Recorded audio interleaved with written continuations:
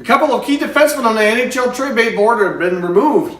The Rangers and Bruins have hooked up for a trade, and the Canucks have re-signed Gudbranson. We've got all the details, and I'll give my analysis coming up next.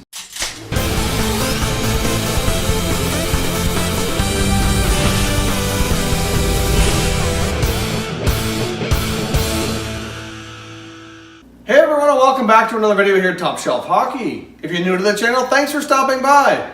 We review and discuss all 31 NHL teams, so if you're a huge hockey fan, consider subscribing and clicking the bell so you don't miss anything.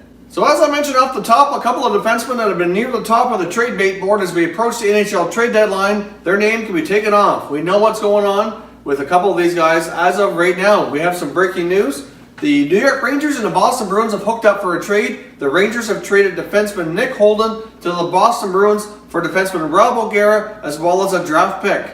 So the Rangers moved their pending UFA off their books, which was fully expected to happen. The Bruins get their depth defenseman that they've been rumored to be looking after.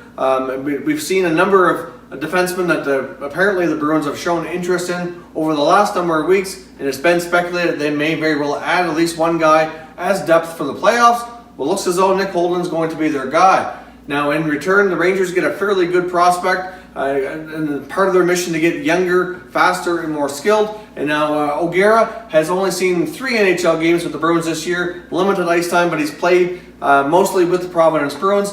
Former graduate of Yale University. He completed his collegiate career back, I believe it was 2 years ago, and he's now in his second season with Providence. He's 6'4", over 200 pounds, so it looks as though the Rangers got themselves a pretty decent defensive prospect, and the Bruins got themselves a depth defenseman for the playoffs. So I think overall, I think this trade is pretty decent for both teams. So it's been speculated that something like this may go down. So now we know what's happening. The Rangers are clearing space out. The Bruins are adding depth to the playoffs. Looks as though a pretty decent move for both clubs. So regardless of who you cheer for, leave some comments down below. Let me know what you think of this trade. Is it good for the Bruins? Is it good for the Rangers?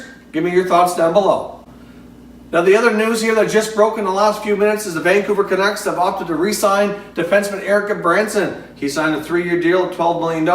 That gives him an annual average value of $4 million. That's up from the 3.5 he was currently making on his expiring contract. So that gives him a slight raise and keeps him in the fold with the Canucks for 3 more years. Obviously, it's been speculated that he may be traded by the deadline, but we've also discussed here before that the Canucks were interested in re-signing him if they could get him locked up for the right price. I've seen some news earlier this morning that talks were heating up on a contract extension through Bob McKenzie on Twitter, and it looks as though that news is actually just broke here, and it is official that he has been re-signed with the Canucks. So it looks as though the Vancouver Canucks won't be trading Gudbranson, so another defenseman to scratch off the trade bait board. It looks like he'll be staying in Vancouver. Considering that it's a moderate raise for a young, big physical defenseman, I think it's a pretty good deal for Vancouver. Seems to be a pretty fair contract. We've actually seen more fair contracts being handed out recently, so it's a good sign for Vancouver. I think it's a pretty decent move. Another quick note, another quick piece of news: there is a couple guys on waivers.